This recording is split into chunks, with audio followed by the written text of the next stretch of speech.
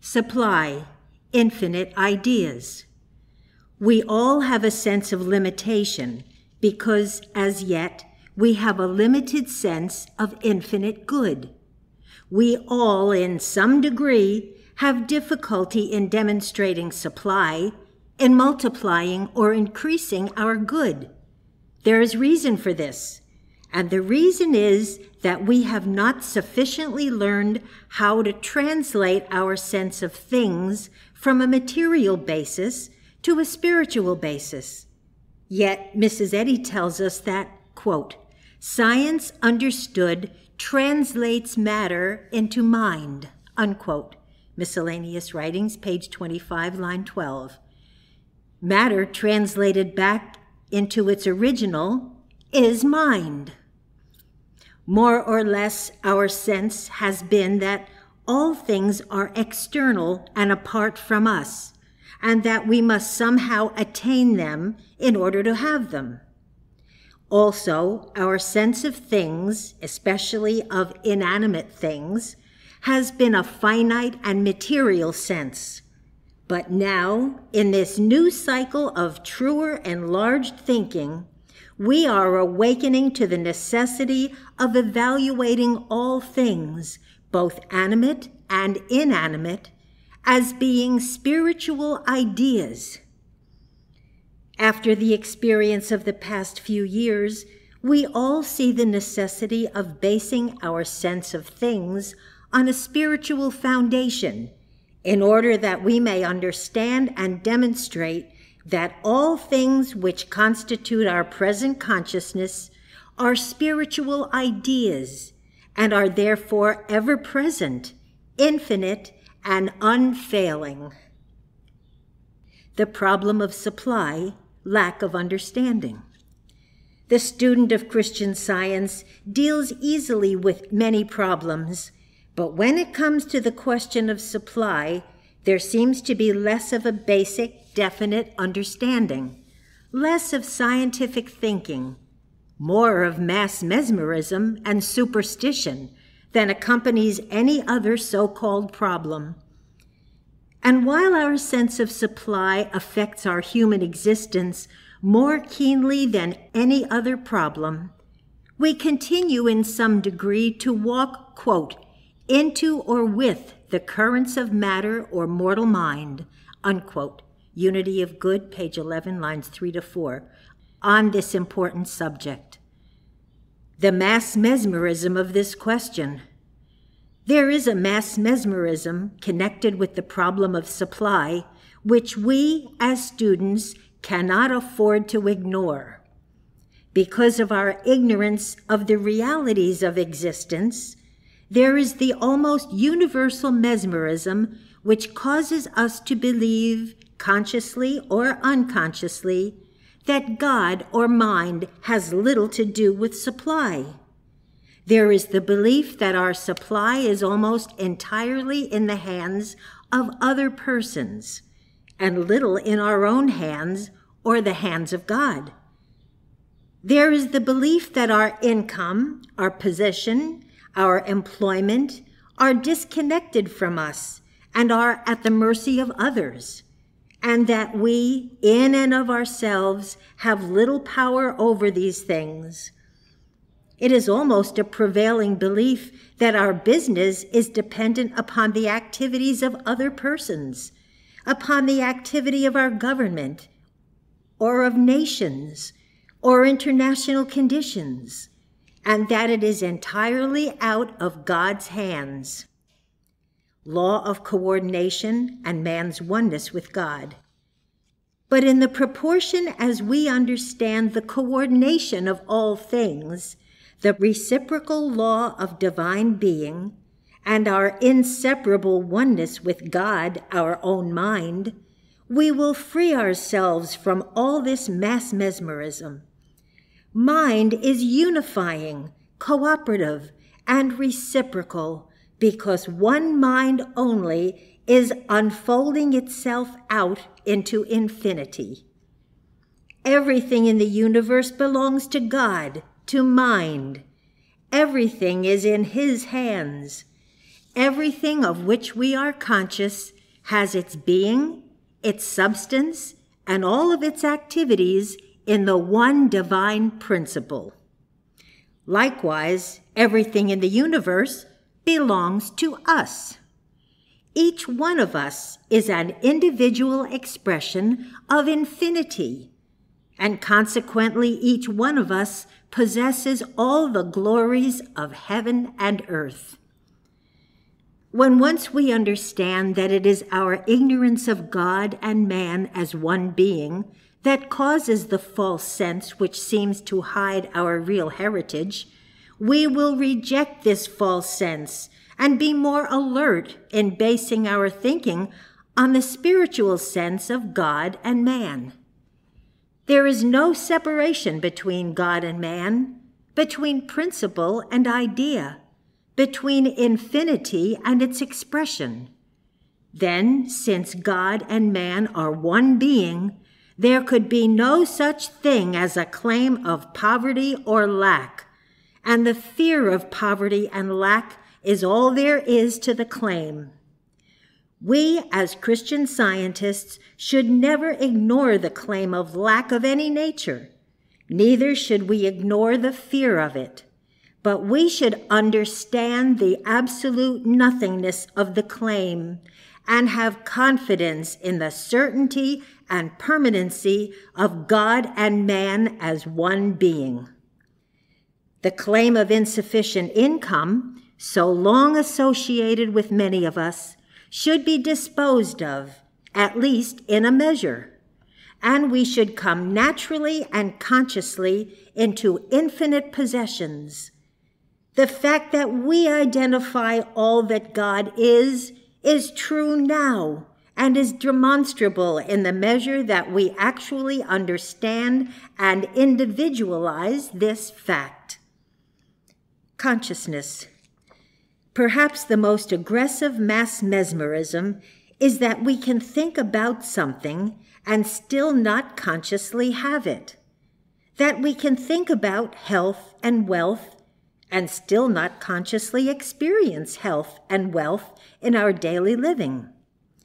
Nevertheless, the fact that we think about health and wealth is the fact that they already are in our individual consciousness as a conscious experience.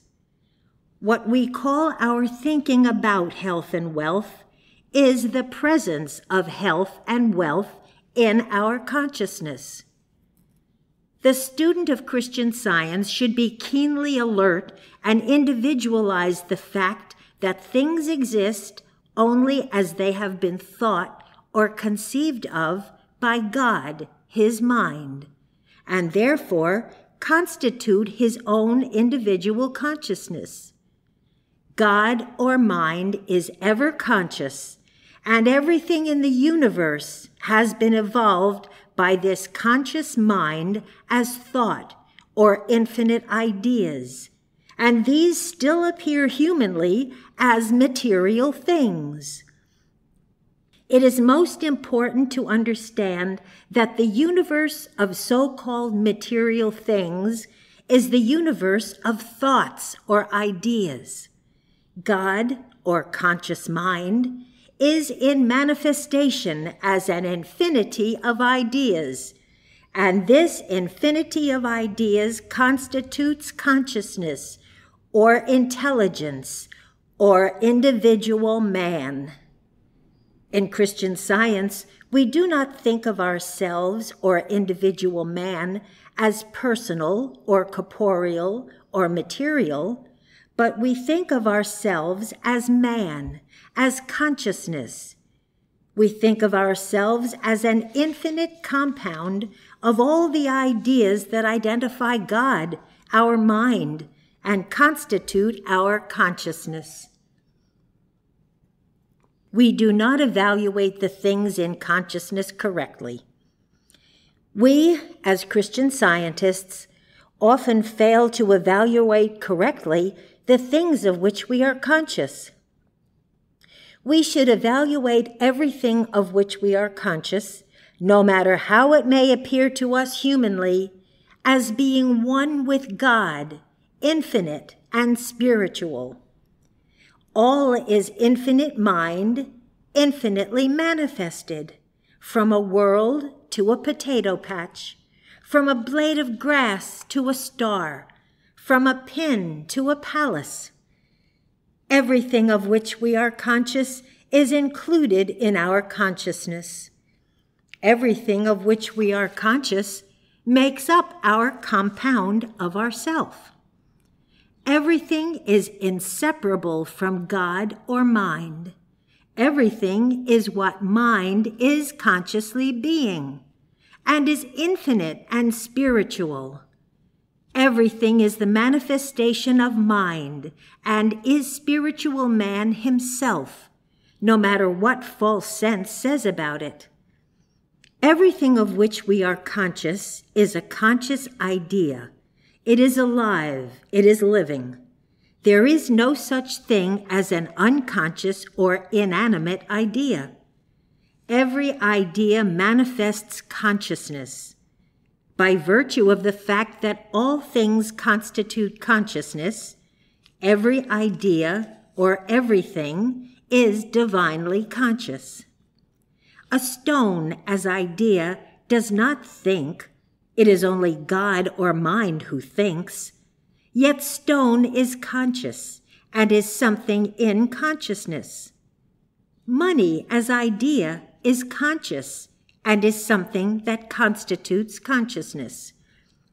What a stone or money really is as idea may not be fully revealed to us yet, but we know that they are ideas in consciousness and can therefore be demonstrated by us.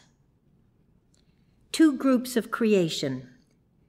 In universal belief, the things of which we are conscious are divided into two groups, animate and the inanimate, the spiritual and the material, the divine and the human.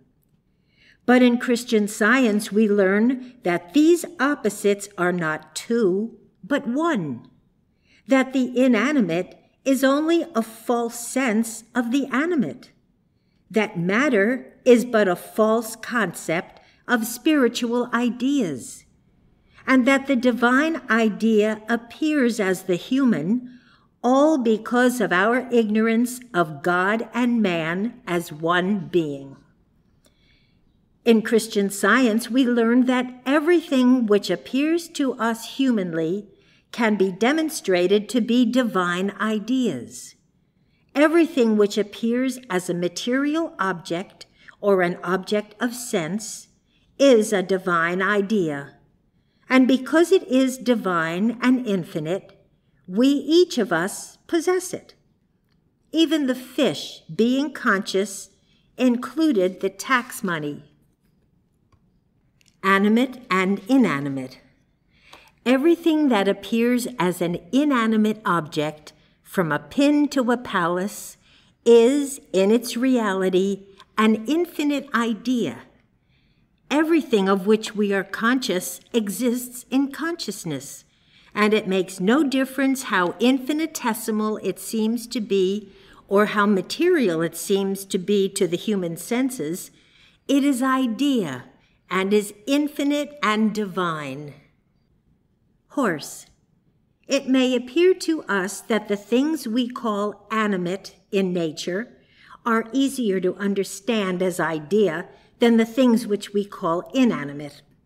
For example, a horse in belief is a living, animate creature. But in reality, all there is to a horse is a divine idea. In belief, then, horse, because of its apparent life, appears different from a table or a chair or money or a loaf of bread, which we call inanimate objects with no apparent life. Nevertheless, in reality, the table, the chair, the money, and the loaf of bread are living, conscious ideas which are imperfectly known or imperfectly seen by us. Everything we believe to be inanimate, when dissociated from matter and understood as divine consciousness, will lose the limitations of matter and be seen in its true depict. Loaves and fishes. The disciples brought to Jesus 2 loaves and a few fishes as representing all the food available. 2 loaves and a few fishes were the disciples' limited sense of the availability of food. But this was not the vision of Jesus. Jesus knew loaf and fish were infinite divine ideas, infinitely expressed. And he knew that each one of the multitude, being the conscious, infinite identity of the one mind, included in his consciousness all that mind included. Therefore, each one of the multitude included loaf and fish. But the multitude were ignorant of their oneness with God or mind. They were unaware that they identified infinite plenty. To them, loaf and fish were separate from their consciousness, and they thought they had to attain them in order to have them. To the multitude, supply was limited, and to their false sense, it was also material. But the vision of Jesus was above the human sense, or the ignorant, limited sense of food as material. The very food which the disciples and the multitude considered as material and limited, Jesus understood as divine and infinite. Jesus interpreted food from a spiritual basis, and his true discernment of divine substance resulted in the inexhaustible and illimitable supply of thought and things, and appeared humanly to the disciples and the multitude as loaves and fishes in abundance. Jesus saw in the loaves and fishes his own true concept of food.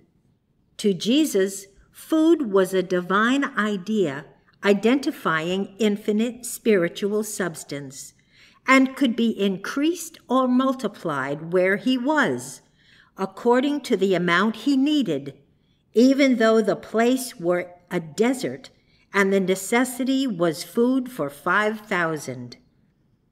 Jesus saw food as a spiritual idea, universal, omnipresent, and at hand. But the multitude, whose concept of food was still limited and material, no doubt saw in this spiritual expression of infinite good only their own familiar so-called loaves and fishes. To the materialist, all things are material. To the spiritually minded, all things are in and of spirit. If things appear to us individually as material and limited, the trouble is not with the things, but it is the lens through which we see them.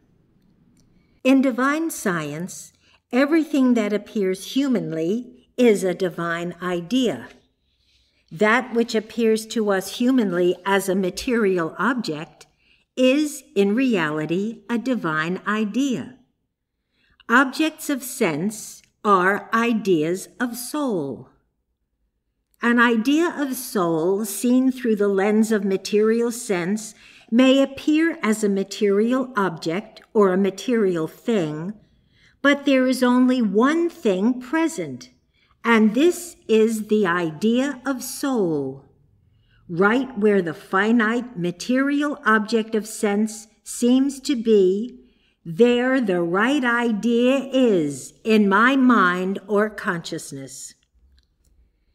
Objects of sense do not exist in reality. They exist as false appearance only.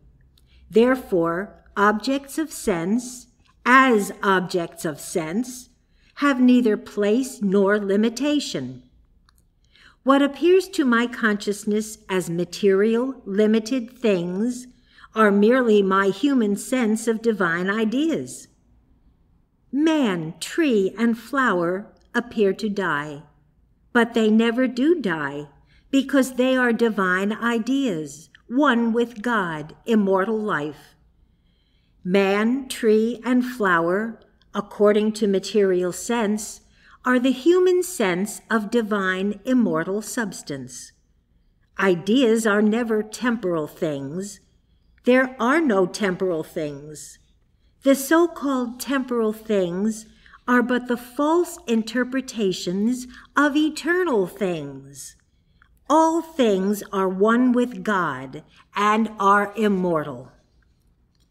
Let us remember that every divine idea we entertain in consciousness is the presence of God or mind unfolding in our consciousness, present as our mind, and appearing as power, presence, law, achievement, and intelligence in the measure of our understanding.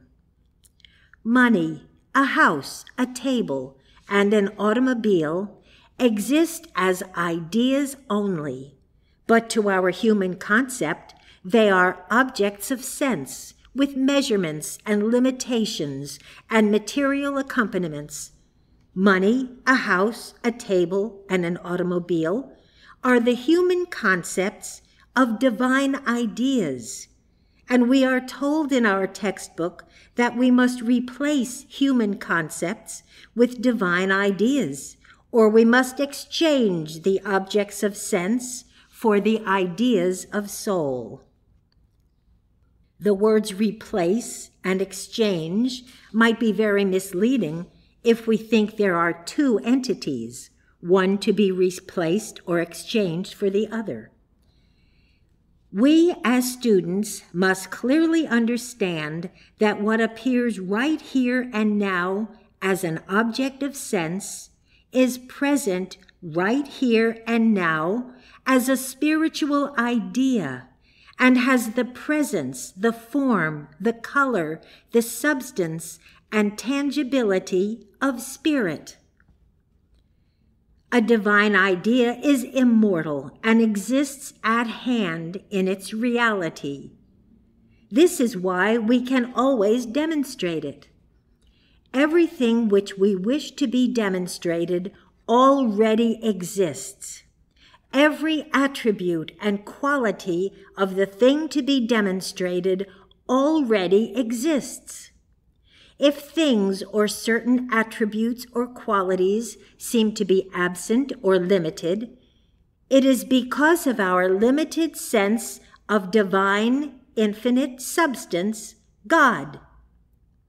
Money, a house, an automobile, a table, and all other things which appear to meet the need of humanity today are only a material, limited sense of what is present as ideas of completeness, wholeness, satisfaction, and ease, ideas which are contributive to a perfect state of being.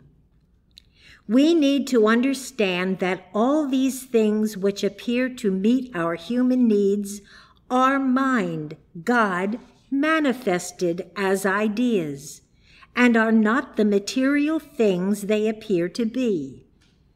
When we understand them as ideas, they will always bless us, always add to our comfort and happiness and well-being, and always satisfy us. Every idea of God's creation is ours and constitutes our consciousness, not sometime, but now. And our consciousness is, even now, conscious of itself as infinite good. It is right and natural that we should have an enlarged sense of this infinite good in our present state of consciousness. If we should free ourselves from the false education of the centuries and accept our birthright as the Son of God, then there would appear this conscious continuity of all good, experienced in ascending states of consciousness, until all so-called material objects would be seen in their divine character. Mrs. Eddy says, quote, "Understanding is the reality of all things brought to light," unquote. Hence, there is the great need to understand the certainty and permanency and the eternality of all that we are conscious of humanly. This understanding is a protection for those of us who seem to have little, as well as for those who have much. For it is only as we understand that all things of which we are conscious are divine ideas, that we can prove their permanency and their ever-present availability.